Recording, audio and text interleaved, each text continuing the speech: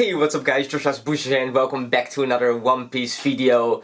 This past weekend we had the Manchester Regional in England, which I also participated in. And I just want to do like a little bit of a video where I'm just kind of gonna yap about the events and also my personal experience. And I'll also show my top 16 decklist spoilers as well at the end. So basically I'm gonna put some timestamps in the description. So if you're just interested in like seeing the deck list or hearing about like the top 32 breakdown or whatever, you can just skip to that. Because I'm just gonna be yapping about my personal experience this weekend as well, because it was kind of crazy. First of all, I want to give a shout out to my boy Hassan. I don't want to spoil quite just yet, but I definitely need to shout him out because I just need to. I don't want to give away why. Yeah, so first of all, I just want to yap about my experience going to the event, just like a little bit of a story time, because it was kind of weird for me. I've had this ticket for a long while, but I was actually really struggling to get off work to be able to participate in this event, and I wasn't really such a big fan of the OP11 format anyway, so I was like, maybe I'll just don't go.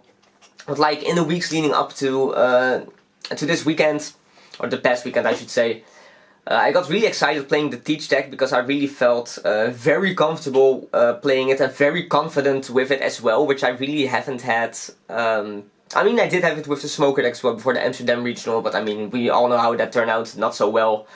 But again, I was feeling really good and I was like, yeah, I feel like I probably should be able to top the event if I bring this deck. So I was like, okay, I really should try to get the time off. But I was just struggling with it really hard, and I only managed to get the time off on Thursday before the event actually, so I also booked my flight on Thursday before the event, which is you know, a very small time window. So I was like, okay, figure this stuff out, perfect, I'm gonna go, and I feel good about it, gonna bring Teach, it's gonna be good. So basically skip ahead to the Friday. My flight is at like 7 if I remember correctly. I get to the airport around 5 in the evening, by the way, or the afternoon. I'm just chilling, right, because I have like all the time in the world. Security went fast and all, so nothing to complain about. I was traveling alone, by the way. I would meet like a friend, Devon, over there in England, and we would be rooming together, and just meeting like the other Dutch guys, right? So I'm just chilling, and then at some point I see like on the screens, the info screens, that my flight is delayed by like 1.5 hours. So I'm like, okay, this sucks. I don't have that much entertainment for myself while at the airport, right? But I mean, it's not the end of the world. It's just annoying. It's like, okay, I'll just watch some YouTube, eat some snacks, just chill. And after like, I don't know, maybe like 30 minutes or something like that, I'm like, okay, I'm just gonna check the screen again, just to make sure my flight didn't get delayed any further, right? So I walk up to the screens and it says my flight is cancelled. So like, okay. I'm not really sure what to do at that point, because this never happened to me before, like my flight actually getting cancelled. And I was like, okay, I should probably find someone from EasyJet, which was the company I'm flying with, and see if they can help me out. But that's like mission fucking impossible. Like Tom Cruise made 9 movies about this. I just couldn't find anyone to help me. I was like, okay, what do I do now? So I open my mail and I see I have like a mail from EasyJet, and I do have to give it to them. They actually take care of this like in a pretty good manner, I think, where they send you to like this portal if this happens, and you can like just select a new flight free of charge, essentially, to make up for the lost flight, right? So I open this portal, and basically the only flight that's still available is like a KLM flight that's like 1 hour after my original flight. So I'm like, okay, I mean, fine, that's perfect. I just read through the terms and conditions real quick, just to make sure. I click the flight. They're like, do you confirm you accept the terms and conditions and confirm this flight? I'm like, yes, I confirm. And it's like, oh, no, this flight is no longer available. So I'm like, ooh, that's a little bit rough. Then I think there was like one flight like 2 hours later maybe, from EasyJet as well. Okay, sure, I'll take that one. I click it. No, flight no longer available. So at this point I'm like, okay, it's probably gonna be really hard now to get to England in time. So I spent like the next 30 minutes, no longer, I think maybe even like 1 hour or 1 hour and a half, just like researching stuff to see if I can get to London maybe, and then from one of the London airports take the train to Manchester. I'm like, okay, I asked like some friends, like, how much does it cost to take the train to Manchester? And it was like £80 or something. I'm like, yeah, I feel confident, I'm gonna get that cereal. I'll just do it. I'll just arrive midnight in Manchester and I'll go for it. So I tried to book this England flight from still in the EasyJet portal. No, the flight is also full. So, like, I assume all the other EasyJet passengers, they were just sniping the flights as well, right? And eventually I'm like, okay, it's just impossible for me. Like, the next earliest time I can get to Manchester on Saturday is gonna be like 3 in the afternoon. So like, okay, it's over. It's just over, I'm not gonna make it to the event. So I literally like just leave the airport, and at that point Hassan sends me a message and he asks me, "You're going to Manchester as well, right?" And I'm like, "Yeah, I'm going to or I'm not like, yeah, I'm like, no, I have a ticket, but my flight just got cancelled." And then he's like, "Do you want to have my tickets? Because I don't want to go anymore." I'm like, this is perfect, right? But I'm not sure if we can get this sorted with EasyJet.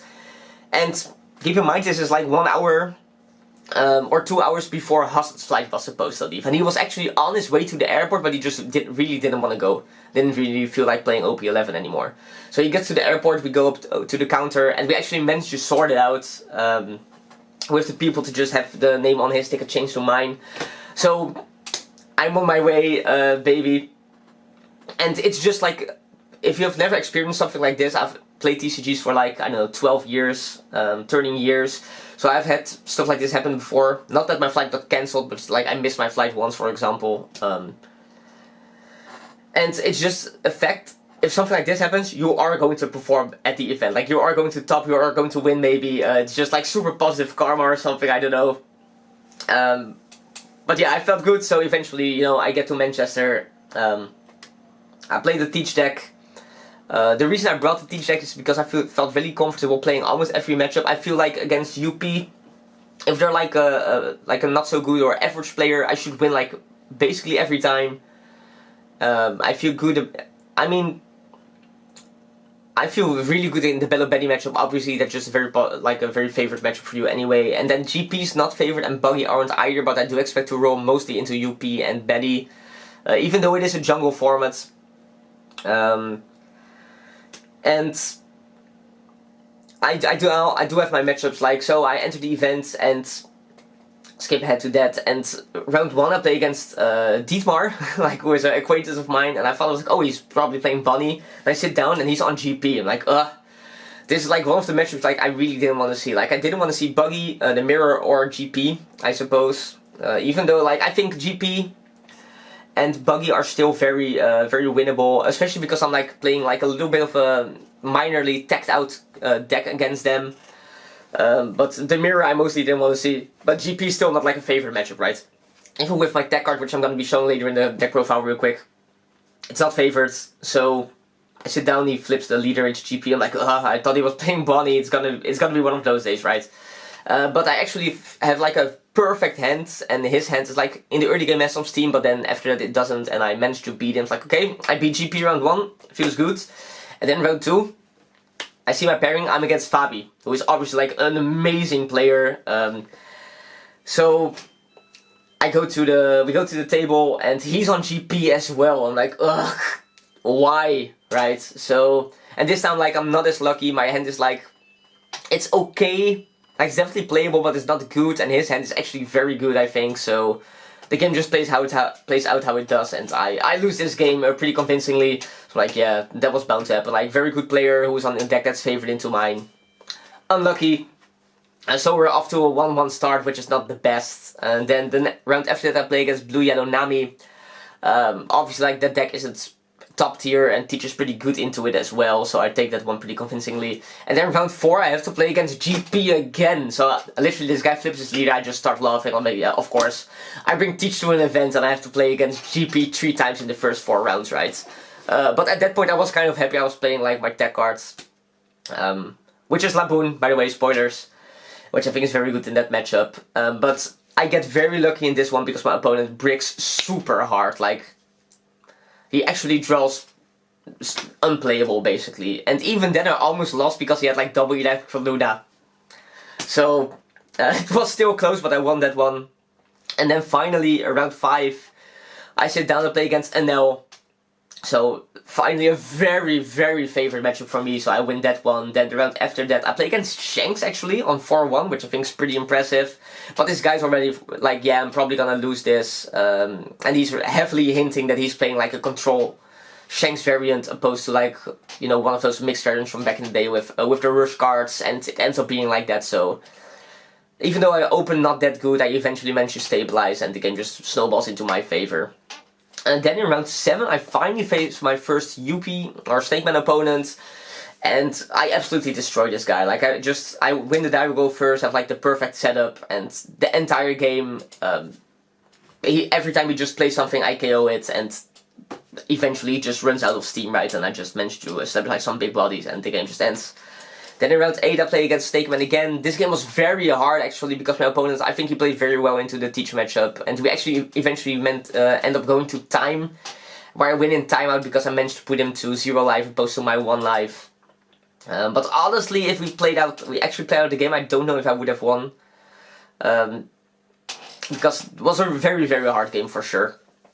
Then in round 9, so this is my win and in, right? Because I'm at that point, I mean, I'm 7-1. I'm like, yeah, if I win the next one, I should be in. I should just win one of the next 2 games. I face Buggy, so I'm like, ugh, this is a rough one for the win and in. But I open Laboon, and I actually, because of Laboon, I managed to out his 10 cost on his 5 don turn on my 6 don turn, which is pretty crazy. And then after that, he goes like into the 7 Crocodile, which I managed to out as well.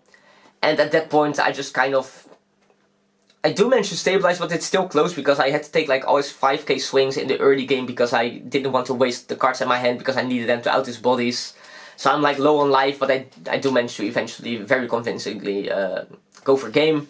And then in the last round I play against Bello Betty. By the way, I think I played like the first 9 rounds, I think I played very well, all of them, but then after that I was super locked in, but then after that this is like both for round 10 and like the entirety of day 2, to be honest. I didn't play my best, I think. To be fair, like it didn't really matter the round 10 anyway, even though it's nice to have the higher seed for the die roll, right? But I'm controlling the game, and then basically in the end game his only out is to have double Inazuma in his 4 card hand, and he already used 1 or 2, I think. So it's like, let's see, but then he does end up having double Inazuma, so it's like, okay. Guess I lose this one, but again it didn't really matter. Then I have like a horrible night's sleep, and day 2, top 32, I have to play as Yellow Kid, which is like a super good matchup. So very unfortunate for my opponents. But actually it's like super rough. Like game 1, my opponent plays super well, and I don't think I think I made like a minor misplay, and if you're playing Teach, minor misplay is like, it can just end the game. So I actually end up losing game 1 to the Yellow Kid. Again, he played super well. Then game 2, I kind of get my composure back. I think I played the game 2 good. I have like a pretty decent start. But it does take a long time because I have to play super carefully, of course. And then, but I do eventually end up winning game 2. And then game 3 actually end up, we have like 4 minutes to play game 3, which is a bad spot for the Teach player to be in, right? Because the Yellow Kid does control the tempo. So I really it's just gonna be like who managed to get his opponent down the most in life, right? And eventually it ends up being me, because my opponent, he needs like 1k more counter to be able to not go down to his 3 life, if I remember correctly, or 2 life maybe, opposed to my 3 life or 4 life, whatever it was. So I think his 3 life. But he doesn't have it, so I end up winning in time. And then in top 16, I play against Kevin, who's also on Teach, and I lose that one. It just basically, you'll see when I show my deck list, my deck is really not tailored to play the mirror match. And then game 1, he has stage and I don't, so even if I went second, he still has like a advantage, I think. And he eventually, it was still close, but he won that one. Then game 2 I win, and then game 3. He just like kind of has everything. He goes like in the end game like back-to-back 10 cost, and I don't have any 10 cost, so that kind of closed out the game. But he played well, obviously. Like, I'm not saying like, oh, he got lucky or anything. He did get like a little bit luckier than me, but he definitely deserved to win, so that's perfectly fine. My run ends in top 16, which is a little bit sad because I would have really liked to make top 8 with Teach, because if you're like familiar with me, Teach is one of my favorite characters in the manga. So I really had I just thought it was really cool to have like a good run with him. But yeah, sadly didn't make it to top 8, but still got top 32 at like a 1,000 man event, which is fine. Yeah, and then just before I show off my deck list, a quick breakdown of the top 32 was like, because it's kind of hard to find, there was in top 32 we had 10 blue purple Luffy, so I really think at this point in the format, like way at the end, Europe is really kind of catching up to this leader, in the sense that I think at the start of the format a lot of good players weren't really on this leader, while it's obviously just the best. And really at this point it's like a lot of good players are on this deck, and you really see like players like Flesje and Comeria, like if they're playing this deck they do well, and do like really well. They go like deep into top cut, which makes sense, right? Because it's so consistent, so powerful.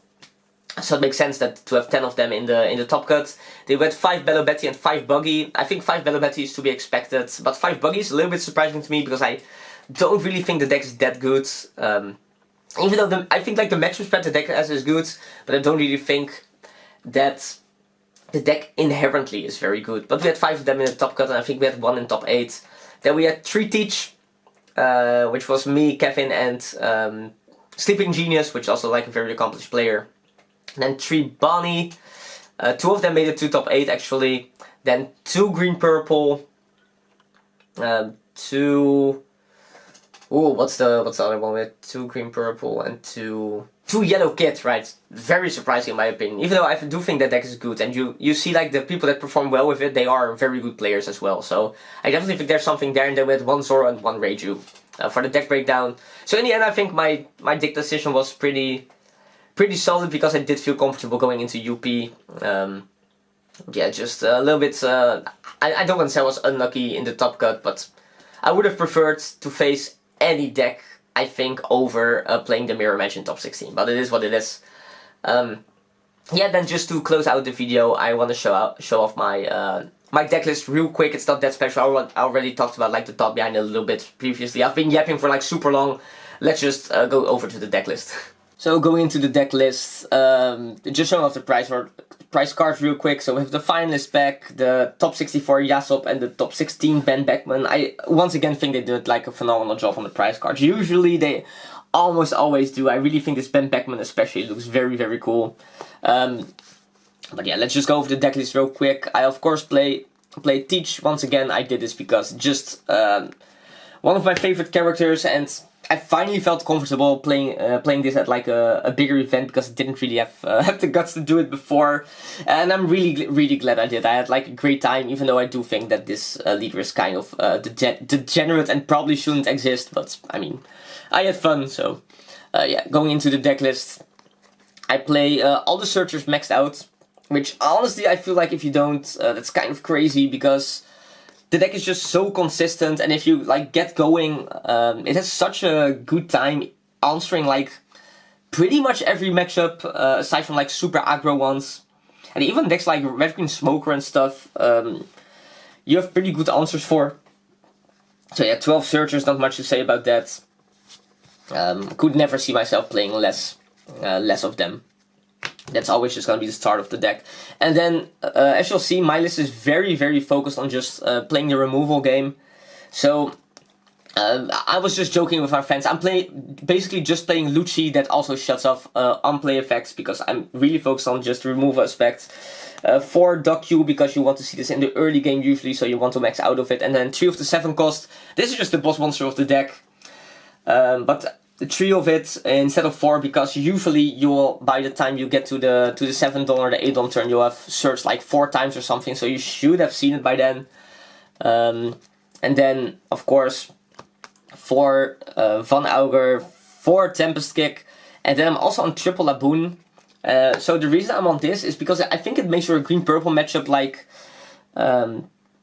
it improves it definitely. Because the -4 is actually pretty relevant compared to the -3. Because like if they don't have station, they go like Sanchi Pudding on 5, you can go like Laboon Doc Q to remove it. And then also I think it's very good against blue purple, because against blue purple you always want to set up like this and double reducer. And if you play more of the reducers, you're just gonna be able to do that more consistently, right? So I really like Laboon. However, instead of like I took out some like more generic mirror match cards, I would say, for this Laboon. So basically, I am yeah, I'm just gonna go ahead and actually show the card so it makes more sense. But it's like the removal portion of the deck, which is like I focus on a lot. Then of course I play the full place of Kuzan. This is like the best card in the deck. Don't really have to say about that. But then I'm playing like what a lot of people will probably think is pretty crazy. Like I'm only on 3 Burgas and 2 Teach. This is also why I liked topping this weekend, by the way, just to show off that this ratio it's actually good. I really think that Tenko specifically is not that good this format. Like it's very good against Buggy, and in the mirror I suppose, but that's it. Honestly, like against all the other decks, you very rarely actually play it out. So I really think that 2 of them is perfectly fine. And then Burgers, honestly, I wish I would play. I could play just 2 of this because it just doesn't really contribute to the game plan that I'm trying to accomplish with this deck. But I do think you need to play it just because it helps you close out the game once you have like established total control. That's the point there where I like to play the Burgers out. It's like, okay, I'll just play out my 11k for cost and seal the game like that. However, so and then I'll also play like these one-offs, which are Shiryu, Sangwon Wolf. I think this card is very good, and 1 Black Hole. But you'll see that like in a more standard list, you would probably play like double Black Hole, triple this, and 4 of the Burgas, like Kevin does actually. So this means that my deck is like significantly worse in the, or at least not as consistent in the mirror match. And I actually think in all of my 3 games I played against Kevin in the mirror, I opened a Laboon, which would mean that like if I played like the more standardized ratios, I would have seen like one of these cards, which is like way better in the mirror, which would have improved my chances for sure. But like going into the event, I already knew that if I played the mirror against like a good player, I would probably lose. So just sad that it happened exactly in the top 16 before the zero, right? But it is what it is. And then the last part of the deck is just standard, like the 4 Horse and the 4 Kaibo for the 2Ks. Yeah, that's my list. So yeah, that is it for the video, just me yapping a lot. Let me know what you thought about something like this, like a little bit unstructured, but I just wanted to talk about my feelings about the event, basically. Yeah, leave a like, leave a comment what you think about how the OP11 meta has been. We have 1 more event left, I think, and if you think OP12 will be better, of course we'll be getting the ban list as well on Wednesday, which I will be covering for sure. Very excited, so if you're looking forward to that, subscribe, and if you do, I'll see you in the next one.